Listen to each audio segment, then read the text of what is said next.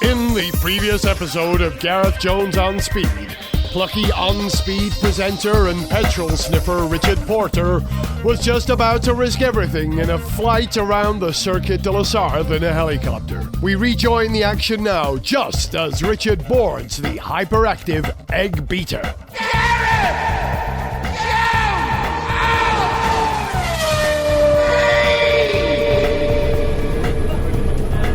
Right then, here we go. We're in a helicopter, which is, I'd love to say something really insightful, but frankly, we're in a helicopter, and that's all you need to know. That's Nick Trott, my editor from Evo, breaking copyright on the Airwolf theme. We're up, and we can see, I can see the Dunlop Bridge, which is great. This is just going to be me describing things that you can't see, which I appreciate is quite irritating. But if you haven't been in a helicopter, I can tell you a couple of things about it. First of all, it feels like you're being suspended from a thread very high in the sky, from which the helicopter is slightly dangling. Definitely a dangling feeling. And right now we're just looking out over Le Mans town at a height of, God knows, high, quite high. You wouldn't want to fall out. No, it's the Mulsanne Straight. We can see cars in it. We're too high to actually tell you what they are, but they're definitely cars. If you're really interested in helicopters, I think this is a Squirrel, which I also think is made in France. So this is a patriotic helicopter, and also definitely not German, because as we know, German people struggle to say the word squirrel. I thought that was a road. It's not. That's the Mulsanne Straight. We've just sort of curved round. You get a sense up here of how long the Mulsanne Straight is. I wish I could tell you off the top of my head what that is, but from up here it looks like bloody miles. We're just coming up sort of alongside the Mulsanne and over the PlayStation chicane. Fantastic. What you do get from up here is a sense of just how long the track is, because we're puttering alongside the Mulsanne, and we're still alongside the Mulsanne. You've got a little kink as it heads to the end. You can see the forest though, it's going right alongside the forest, and we're not even at the end yet. Still not at the end. I can see there's an Aston down there. See, that's where a distinctive livery pays dividends, because you can see it from a helicopter. Something for the other teams to think about, probably. It's probably the wrong time for me to remember this, but I think someone told me a while ago that the difference between a plane and a helicopter is that a plane wants to fly and a helicopter wants to crash. We're banking now, which is always exciting. It's when you get the everyone in here with me is slightly giggling, that kind of nervous, oh my god, are we going to die giggle. Banking, you really do get that sense of you're sort of being dangled from the sky in a weird way. This is, Nick has just pointed out, this is where Dumbrecht flipped, and Mark Webber then as well. Yeah, it was same spot, where there's a little crest, isn't there? Yeah, you can see how dense the forest is. So when the car obviously flipped on TV, it just disappeared from the TV screen. It's what you don't really see from low down, just how dense the forest is up here. And of course you're not allowed in there to go and try and find a great vantage point, unfortunately. We're coming up to Arnage here, heavy braking zone. What campsite's that down there? Is a campsite at Arnage? Is that called Arnage? I can't remember. I'm not sure, to be honest. I think it's a pretty gnarly one down there. I think the Dutch take that one over and you don't... we could so on them from up here. They'd probably find it funny.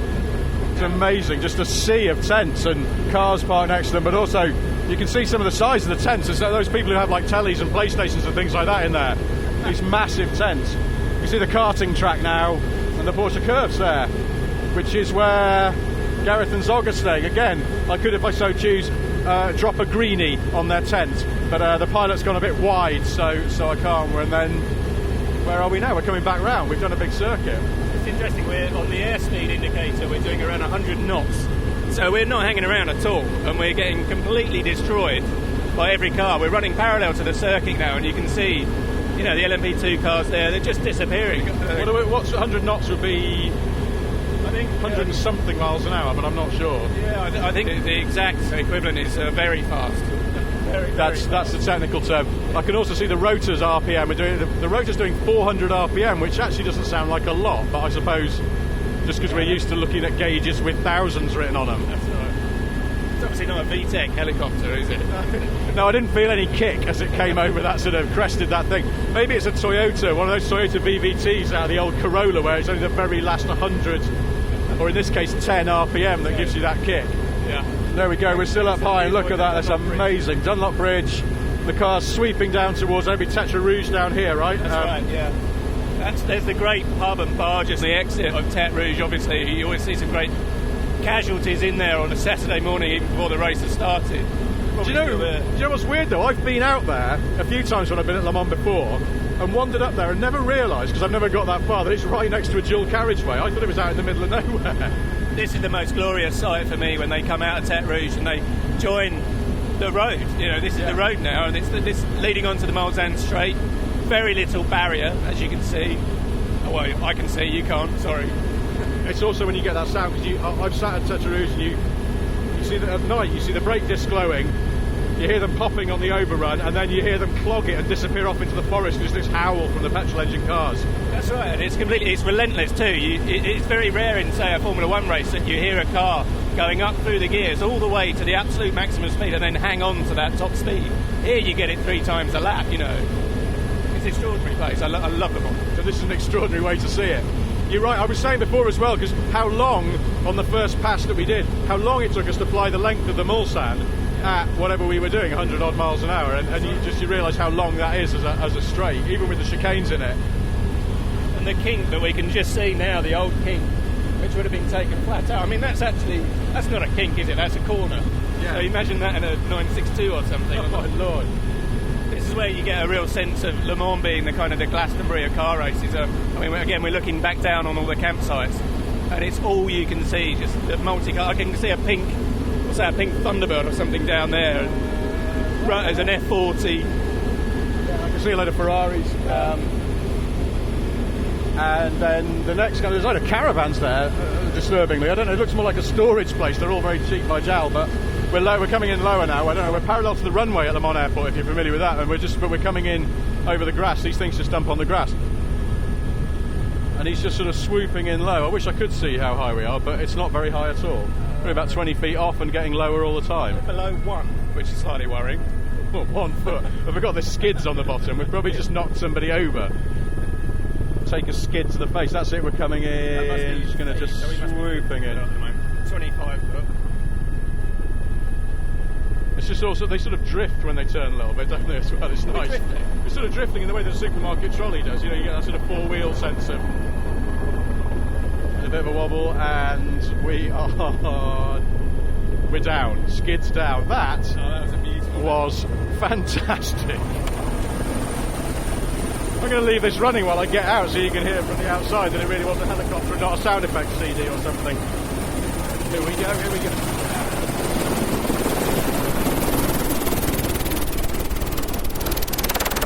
Steve from Evo is trying to take a picture and I was standing in the way of it like a big twerp. That was amazing.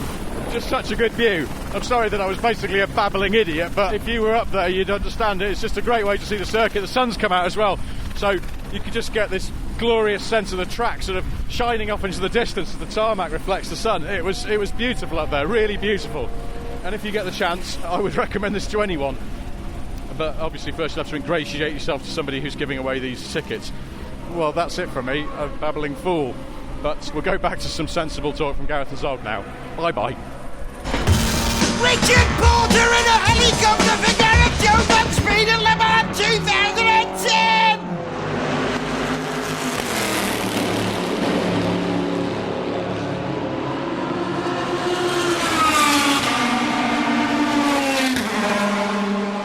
It's about 2:30 in the morning and I'm in the Audi hospitality overlooking the pits with a few friends, some of them a little worse for wear. As far as the race goes, the number 2 Peugeot, Stéphane Sarrazin is in the car at the moment, is leading, but it's the Oreca Peugeot, that's number 2 at the moment. Loïc Duval is driving the car at the moment, but also Nicolas Lapierre is in that car, I know from the A1GP days, so I wish him well. Third place is the number 9 Audi. Romain Dumas is in the car at the moment, so quite a lot going on. Richard's here. Hey Rich, how's it going? Hey, all right, yes, how are you? Relaxed and groovy, but perhaps Gareth's not as relaxed as you are at the moment. Sorry, I'm just going to close these windows here. I was just hanging out the window to watch one of the Audis come in to do a stop, which is a very quick stop. I think it's just a bit of a splash and dash. But overall, it's all going well. It's 2:29 according to my digital watch. And what do we have to report? I tell you what, I genuinely want to mention because the Japanese Lambo is still in it. It's fantastic. And it's become I'm slightly obsessed with it now. It's never gone this long, has it? Well, the Japanese Lambo, always just crashes and/or breaks down on the first or second lap. Generally, that's how I remember it. And as such, it's like the comedy entry. But this year they've really stepped up their game and they seem to have brought a proper racing car rather than a Murcielago with some stickers on it that they assume will be able to go the distance. As a consequence, it's still hanging in there and it's doing perfectly well. And they're coming in for stops, and I was watching it do a stop earlier on. And they're a proper team now. So from comical, inappropriate entry, they've suddenly become, in my mind, like plucky underdog, and I really want them to finish. I don't really care where, even if it's long as they're running at the end. Finishing is an achievement in itself, and there are plenty of casualties already. Have we lost both the Ford GTs at this point? I don't know. We lost one of them. I don't think so. I hope not. We lost the Jaguar, didn't we? Yeah, the Jaguar. I mean, that was actually the comedy entry this year because that just went out. And my colleague Henry from Evo was down in the Jaguar pit when that came in, and he said that there was no sense of urgency when they brought it in. It was clearly something they knew was broken and was going to stay broken. There was no real. They kind of got the bonnet up and had a little bit of sort of men sucking air in through their teeth, and then just went there. It's probably not going to work, mate. So that's it. They left it. Yeah, that's gone. What else? Quite a lot. One of the Peugeots had a big problem, didn't it? One of the Audis actually spun off at one point, trying to get round one of the BMWs. Yeah, one of the Peugeots took a knock from a back marker as well and spun out over the gravel, but it seemed to stay in it. It's a tricky race to win, isn't it? Hang on, there's someone else I want to talk to here, Richard, as well. Friend of the show, Fifth Gear presenter and car pervert, Jonny Smith. Hey, Jonny. Good evening. Have you been to Le Mans before? No. This is your first? Yeah, my Le Mans Hyman is now broken. And how did you enjoy the process of getting it lost? It's been awesome. It's been awesome, actually, because I don't have a huge amount of knowledge about Le Mans cars, so I've been doing a lot of learning today, and it's been great. I especially like the full-bodied, like, based upon normal cars. The GT categories. GT 1 and 2, yeah. The sound of the Ford GTs. Oh, and the Corvette as well. The Corvette is just so dirty. Yeah. It's just unbelievable. Did you hear the Jaguar when it was running earlier on? That sounds wrong. It sounds like it's hurting. Yeah. No wonder it's fallen off. It's such a shame because it's not going to do them any favours to enter a race with one car and obviously not that well prepared. It doesn't do well for the brand, really. It kind of deserves more than that, doesn't it? Oh, they'll get it together. They'll be back. This is a toe in the water, I think, and we'll see a bit of Jag. Hang on, Zog's got earphones on at the moment. He's listening to what's going on. Is it John Hindhaugh on the radio at the moment? What's he saying? I'd actually turned off the radio to listening to what you were saying to Johnny there, so I have no idea. I'm afraid, yes. So I cannot answer your question. Well, that's fair enough. Listen, I just think as we've got all of us here, and it's 2:30 and we're all going to go to bed, 2:30. Wow. And we're probably all going to bed in a few minutes. I think we should do a traditional Walton's rap to this. So it's good night, Zog. Good night, Gareth. Good night, Richard. Good night, Gareth. Good night, John Boy. Good night, Gareth. Good night, everybody.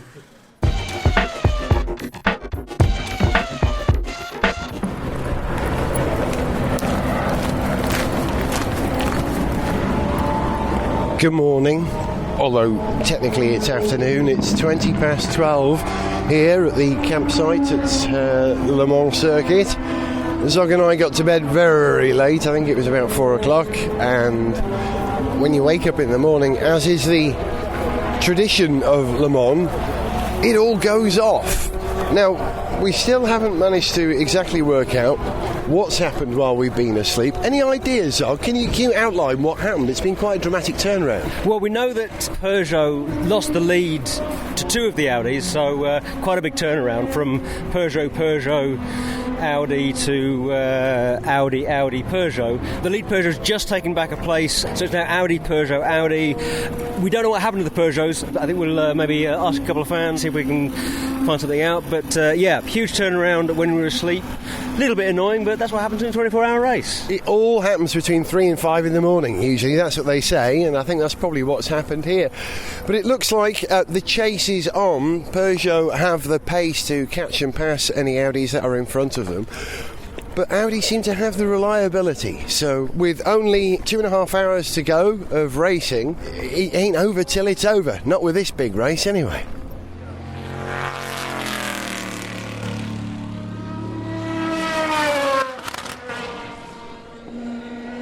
That was a Corvette, followed by the Ray Malek LMP2 car, and then a Porsche 911. Just as we make our way up to the start-finish straight, Zog and I have decided to stop by at the Porsche Curves just for a couple of minutes to see the cars go by.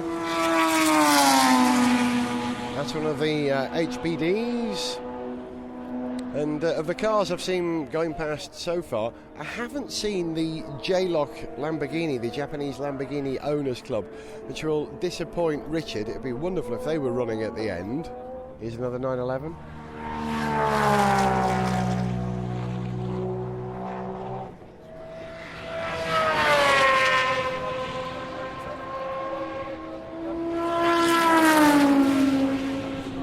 That was one of the Aston Martins, followed by the Pescarolo chassis AIM run by Orica. And another 911. That's the Drayson car. Here we go, Audi passing a Ferrari. Sorry, not an Audi. Here's an Audi. That's the number 7 car. Here's the Spiker.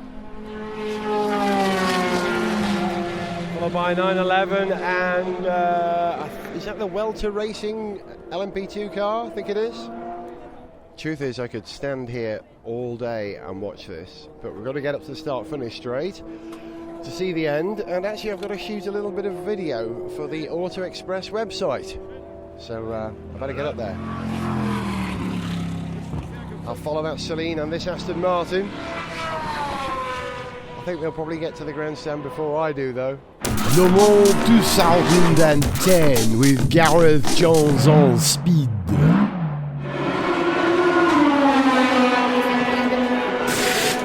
Zog and I have made it up to the circuit again, and we're once again in the Audi VIP hospitality, which overlooks the pits.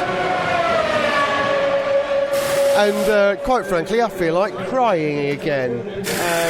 With 1 hour and perhaps 15 minutes to go before the end of the race, the 3 factory Peugeots are out. And we just watched the Orica Peugeot, the number 4 car, with Loïc Duval in it, expire. The right-hand bank of engines was shooting out flames on the side of the car, and that ended the Peugeot command of Le Mans, leaving the 3 Audis in position 1, 2 and 3. Zog's just sending a text to someone at the moment, but Zog, Le Mans messes with your emotions, doesn't it? Yeah, quite apart from the fact that, you know, it is an extraordinary event, a huge challenge, and, you know, of course that brings out great emotions. You know, you can be pretty strung out by the end of it, whether you're involved or whether you're a spectator. But the Peugeot guys must be absolutely gutted at the moment. I mean, it's you know, to have been dominating the race in the way they were, and for it to turn around this much. I think terrible luck, but also, you know, tricky crowding. It just shows you what a difficult race this truly is to win, to be in it at the end and to be winning. And Audi once again seems to be doing a magnificent job. My heart bleeds for Peugeot, but I have to say what it does is it puts the Aston Martins up there in technically 4th and 5th place, doesn't it, in LMP1? I mean, you know, persistence, pays off in this event, and you can't take anything for granted. You may be 1, 2, 3 at midnight, and come 2 o'clock on Sunday afternoon, the race can look completely different. Well, we'll prepare for the last few minutes of the race now and cheer the victors and indeed all the combatants in this massive battle. A very powerful image just appeared before me at half an hour to the end of the race. All 3 Audis have just pulled into the pit lane right in front of us. They're all line astern. The number 9 car, the number 8 car, the number 7 car, and the number 9 goes out, the number 7 goes out, and the number 8 goes out. As Audi are going to take the top 3 places at the 2010 24 Hours du Mans. And also in the last few minutes, one of the Aston Martins popped its cork.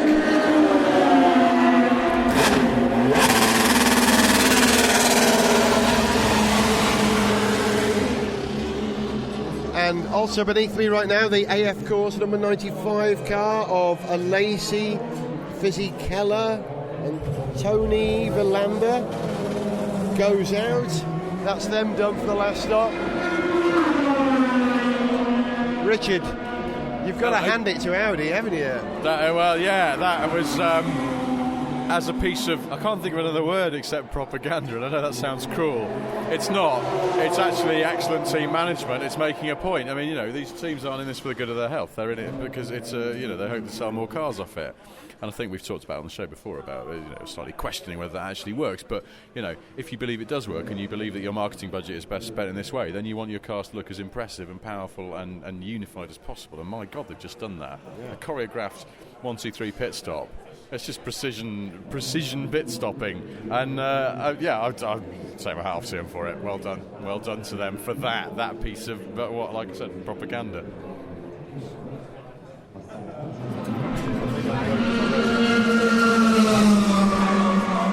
Five minutes to go to the end of the 24 Hours of Le Mans 2010, and I'm in the Audi hospitality over the pits, and everybody's been given Audi flags to wave. I wish you could see this. It's quite an image. It really, really is. And you have to give the utmost respect to Audi, who, despite not having the quickest car, had the most reliable car and the best organised team, and are in the right position to win this race again.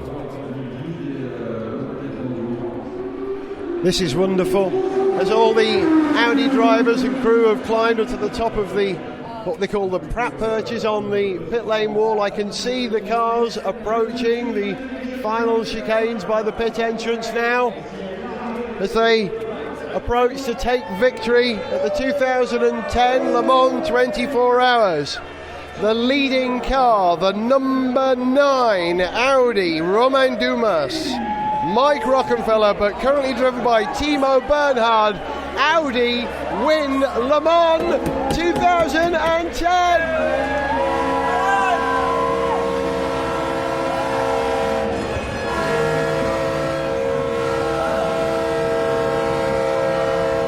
And it sounds like the Queen Mary's also come down the pit lane as well. I can see the leading Audi now. Driver punching the air right in front of me. That was Zog banging on the window, who's elated because he knows, like the rest of us who are race fans, just how hard this race is. That's it. I've got to go and do a little bit of work, a bit of video, and perhaps a small amount of partying to celebrate the end of this race and the magnificent achievement of everybody involved. How's about that? How's about that then? Well, Speed Team, another classic Le Mans, because you couldn't have predicted that one. You could not have predicted that. Classic all round. Amazing for a number of reasons. The Audi 1, 2, 3 definitely didn't predict that. I feel sorry for the Peugeots, but in its own way, that was sort of amazing just how badly those last two cars failed in the same way and in the same place. And then other amazing things. The Spiker, I think, made it to the end, didn't it? Last I looked. The Spiker was running, was it? I think so. Wow. I don't know. The Japanese Here Lamborghini. they come the GT2 cars. Okay. The 88 and the 73. Calvin-Meyer Porsches. Formation flying in the 911s. Nice. I think the Spiker stopped off for a pancake on the way through. Yeah, in the smoke. Not that I'm suggesting the Spiker team indulge in the Absolutely not. smoking of marijuana, but I think they were out there. And there's Capello just walking underneath us there, talking to the press. And absolutely fantastic. I mean, this is, just underlines the fact that, It's a marathon, not a sprint. you have to finish, to finish first you have to finish. In this case, to finish first, second and third. I mean, The Celine, now there's another amazing thing. The Celine made it to the end. Fair play to them. If it had been the Le Mans 18 hours, Peugeot would have won, but it's not. It's a 24 Watch next year hours. as the ACO tweak the rules so that it becomes an 18-hour race. And you know what? We'll be here to witness it. Say goodbye, Zog. goodbye. Say goodbye, Richard. Goodbye. And I was Gareth Jones on Speed. See ya. To send us an email, see pictures, get song lyrics, join our Facebook fan site or follow us on Twitter, go to garethjones.tv. Gareth Jones on Speed is made in London by Whizbang. Gareth Jones on